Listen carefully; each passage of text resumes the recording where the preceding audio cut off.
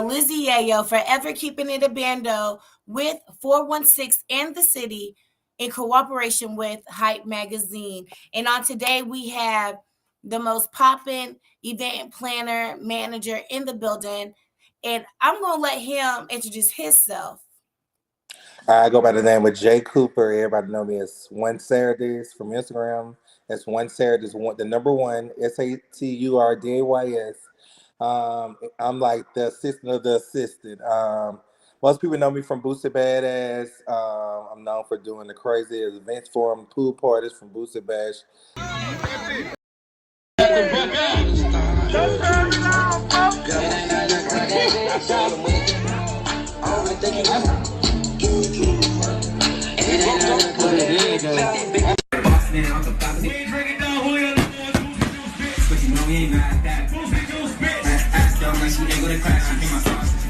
To the pool parties, to different kind of events in the city.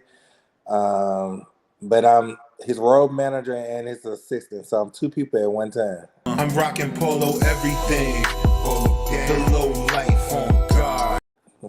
Ooh, I know that has to be a lot of work on you. How do you juggle doing all of that?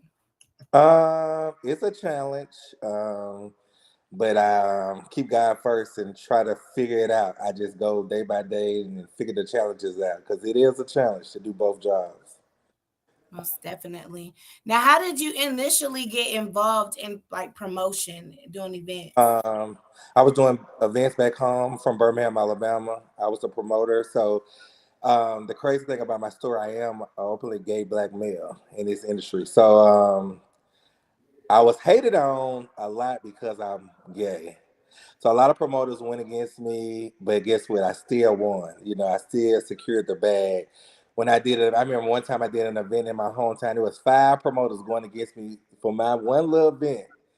And I never forget that night that a lot of celebrities just popped out for free for me, for my support. So you just remember, never give up because you never know where you'll end up at. That's a fact. So, like, did it ever bother you at any point that people were just coming down on you so hard about your Yeah, preference? I used to think like, oh, is this I used to think like, damn, is this the devil on me? Or I used to think people hate me that much for being who I am. And but I had some good friends. They used to be in my corner. They was like, don't worry about what nobody say about you. Just do what you got to do to win, you know. And once I realized that people are gonna mess with me or don't mess with me, because at the end of the day, people gonna talk about you the good or the bad. So once I got that in my brain and I didn't care, I just superb. Yes, yes. So, who are some of the people that you've worked with? Boosie, of course, Sukiana, Webby. I did some stuff for Miguel, R. Kelly. I done did a lot of stuff for different mayors. I did stuff for the governor, universities, HBCUs, BET, VH1. Just the list goes on and on.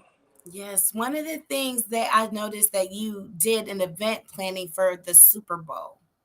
Oh yeah. How did that So come about? that was kind of crazy. So I applied for a job, and when I got to the interview, I really didn't even have the interview. The lady knew me from Boosie Instagram, seeing all the stuff I did for Boosie, and it just went from there. It was crazy. So at the interview, the only thing that people asked me was my name, and the lady walked by, knocked on the one, and said, "Don't interview him no more. He's hired." Period. I love it. I love those blessings. Yes. So, what drew you to work with Boosie? Um, so I booked him. Me and a couple of my friends from my hometown booked him when he first got out of jail. We sold 8,500 seats. Um, and I never forget he got there and he just looked at me and laughed. He was like, "You booked this show?" And I was like, "Yeah." And he was like, "I never, worked with a promoter that was in the LGBT community, so this is different." He said, "So I got to see what you got to put together." So that day when he got in the city, he went to the mall. I shut like 2 or 3 stores down for him at Western Hills Mall. I also shut down one of my homegirl soul food restaurant, Top That Grill in Birmingham. You ever in Birmingham, stop by Top That Grill. I holler at my girl Pie. She shut her restaurant down for me so he can go in there and eat. I had a police escort, but when he got to the concert, he watched me put that arena show together. It was just only me, just really ripping and running. Me and my boy Cavalli, he was helping me at the time, and I guess he observed it. Probably 2 or 3 days later, he called back. I was like, "Man, I need you to help me with some more stuff," and the rest is history. I love that. I love it. So, being that there was an incident that was going on, made viral with Boosie and his comments towards the LGBTQ community. Did I say it right? Now, yeah, yeah, say it again. Look, LGBTQ. Yeah, and they say plus. That's a plus. See, back in the day, we were just gay, LGBT. Now they got this plus, and they got all these. Hey, just do what you got to do. Right, right, right. So, like with that going, how did you take it? Being that you were actually managing him, taking care of all these big events and things for him. Well, a lot of people really didn't, because I'm kind of masculine like, but until you talk to me or whatever, I have my times. But a lot of people thought I really wasn't gay. But I knew where he was coming from. He just don't know how to elaborate or talk about what he's trying to say. So basically, he don't like sometimes you watch cartoons and they got two men kissing each other. So he don't want his kids to see it at a young age. He want them to, when they turn 18, to see. He don't want to force it on kids. Like I don't do nothing in front of his kids to disrespect them because I know his beliefs. I never in front of him kissed another guy or held another guy's hand or, made him uncomfortable around me. So I know, my boundaries. So at the end of the day, I respect them. But a lot of people just thinking he's bashing the gays, but he's really not. He's just talking about the kids. He don't want the kids to see it and then it deter them to, oh, let me try this. You know what I'm saying? Right, I totally understand. Like, let them make that choice Yeah. when that time come for them. Yeah. Most definitely. So I know collaboration with different people is the key to success. How are you able to maintain relationships, and how do you go about when you're meeting someone for the first time? I'm a people person. So once you meet me, you gonna fall in love with me. I'm gonna make you fall in love with me. I'm an all around person, so I'm gonna listen to you. I'm a listener, so I'm gonna figure out what the things you like to do and what you need done, or how can I help you with your career. So at the end of the day, I'm a people person. So I'm gonna be more engaged to you. You're gonna be comfortable. You're gonna fall in love with me. Most of the artists I work with, they mom fall in love with me too. So I'm like the mama's boy. Everybody like right now, I'm talking to like Rob Fortnite, his mom. Me and her talk all the time. So we got a relationship. I have a relationship more with her than her son, which is crazy. But I get that, I help him too as well. You know what I'm saying? Right. That's right. So, when you're collaborating with these artists, or you wanting to manage them, how do you choose who you want to manage? Well, I don't choose. They choose me. Okay. They Has it ever? watch the work I do for Boosie. So when they see it, and he always talk about me, and when he goes to the interviews and he tell people about me, and they like, well, let me meet this guy. Mhm. So when you do your events, sometimes do you be having like artists they perform and stuff like that?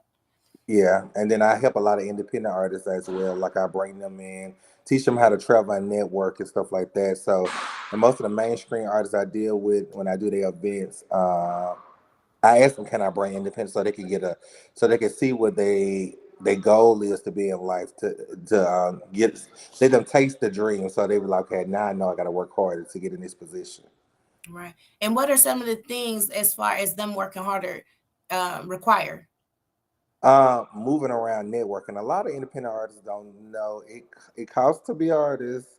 It costs to move around and travel. A lot of them just stay at home, post on Facebook, Instagram. It's more to that. A lot of them have to have all their friends with them. You don't have to do that. You just got to move around, network. You never know who you're gonna meet. Look, because you got to, at the end of the day, look at me. I came from a small city, Birmingham, Alabama, and look where I'm at now. And I'm still not done chasing my dreams. So, So what is your dream? I want to be bigger than life. Like, does that mean like um being an actor, becoming an actor, doing your own movies? Yeah, and the crazy thing, me and Boosie just got done talking about a movie, and me and my friend Nightlife, we partners. And I was just telling her, we need to write a scary movie. I like scary movies, so I want to write my own scary movie. So we just got done talking about it. I said, let's try it. You Yeah. never know what's gonna happen. Well, I know that's gonna be exciting. I know I love scary movies, so I'm gonna have my ears and eyes. I'm gonna be probably messaging you. Hey, did you get started on the movie yet? Yeah, yeah, because I want to try something different. Yeah, that's dope. I would love to see it.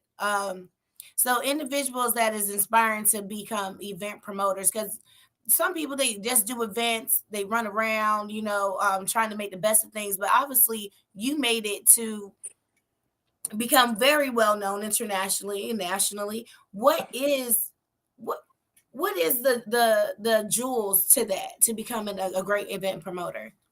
Be a people person. I started off because I used to like to go to the club and party.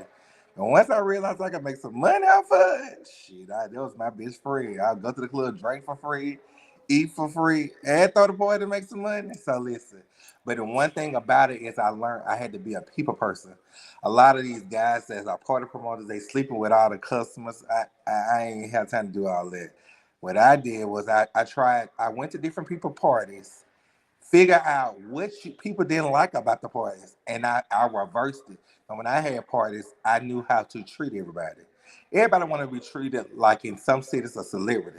So if you treat everybody like a celebrity, they're gonna tell more people about your events. Cause like when you go to this event, he gonna treat you like gold. Yes, I love it. So, what are some things that you witnessed with other events that you just could not stand? What you mean by that? Like, okay, their bathroom or the Oh yeah, music. I just went to an event. It was about 4,000 people there, and they only had three porta potties and two stalls in each bathroom.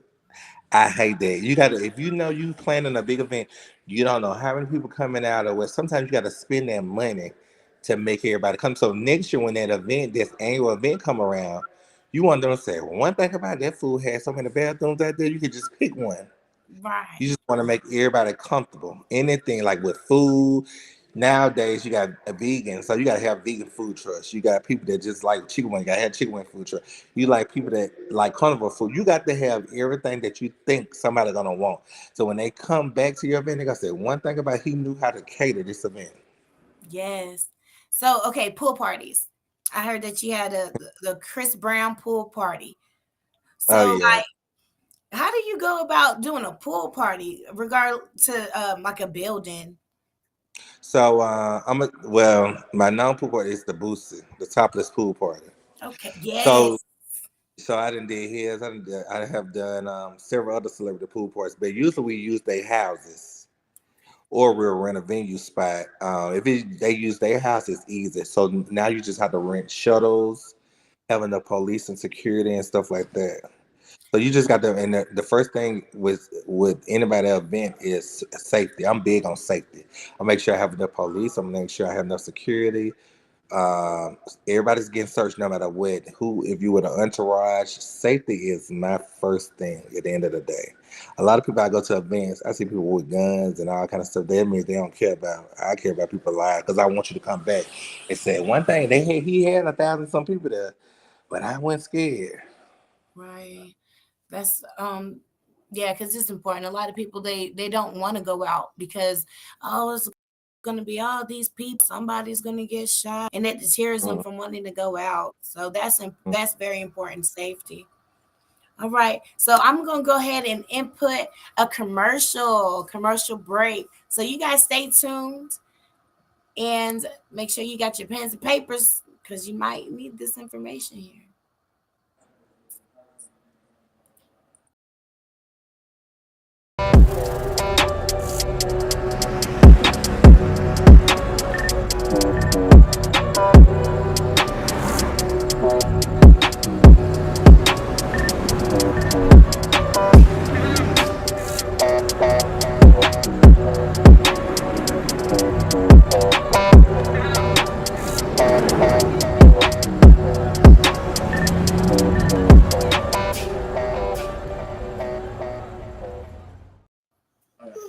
welcome back. Welcome back.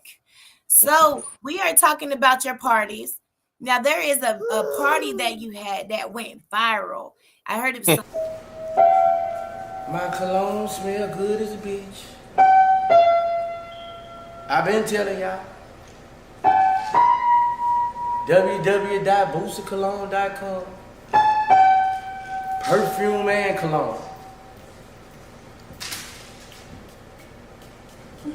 Hey ladies, how do I smell? Come check me out.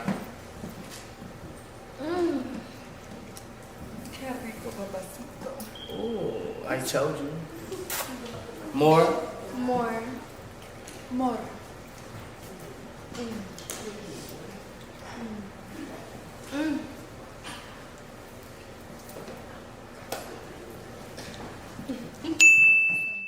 We're back. Yes. So there was a party that you had that became viral in regards to some topping off. Like, did you expect for that to happen? Was it supposed to be like closed doors? No, you never know what you get. So if you put people in a situation and they enjoying themselves, stuff happens. You never know. So that's why a lot of people come to our events because you never know what the hell's gonna happen. You never know. When you seen that it popped up, what was your first thoughts? Like, oh, goodness. Oh, not that I didn't. So I'm gonna get off this subject. I had an event doing a Magic City Classic. It's the biggest classic in the world. It was called the Headhunter Competition. I gave away a couple of thousand to the best girl that can give the best head. I had people in wheelchairs lining up at the door at 8 o'clock, 2 hours before the doors even open. But I was so viral on Twitter for 7 hours. Oh, that I can't even throw no poison in my city for 2 months. They kind of every club banned me. Oh no, what? You bringing in the juice. These haters. Yeah, but it was fun. That I left a name. People be like, "You don't want to do that party no more." Look, look, look. Oh man. But I guess in the industry they do have their nits and grits about certain things. So can you say that that is real? Like they're a bit judgmental with certain things. Yeah, they big judge and they worry about what you're gonna do. A lot of venues I go to, it's like, "What you trying to do? I heard about you. You do wild, crazy events." Some cities want it. They be like, "Shit, we with the shit. Come on, bring it on." You know, some cities are conservative. They like, "Oh no, we don't want that." Right. Well, they should know you're such a professional that you know what you're doing in each Yeah. case. You got my support. Period. So what is your biggest party? My biggest part right now, we do this event, Boosie Bash weekend. It's one of our biggest events. That happens every year during spring break. Boosie does this big concert in his hometown, and I help with that. And I do the after party for that, and I also do the Independent Artist Fest the day after. So we have independent artists that fly from everywhere to perform on the stage with Boosie. So Boosie's usually sit on the stage and watch the artists perform. So a lot of people don't even get that opportunity to have a mainstream artist to sit down and watch. You know, sometimes they have these open mics and stuff, and they said artists may show up, but this Boosie actually sit on the stage while they perform. And he just does that in his hometown. Has he thought about moving it to different locations? Now we just do it. You know, mostly every artist do that. Like J. Cole, he does it in his hometown. The baby does it in his, they do their own bashes in their hometown. So usually you just do it where you originally from. Okay, okay. How do you do your marketing so that like the Um, whole world knows? So like, how do you do it? Social media. Then I have a lot of people that support me, so they post it for me for free. TikTokers and stuff. So when I have different events, I hire so many people to help me with the event, with the marketing and stuff like that. So I also seen that you have a collaborate with Nike. What is your role that you play in that? We did like a couple of special events with them. And my friend Nightlife just did one at a 3-on-3 basketball tournament. That's one of my business partners, Nightlife D-Town. He's from Ohio, so he does a lot of corporate events as well.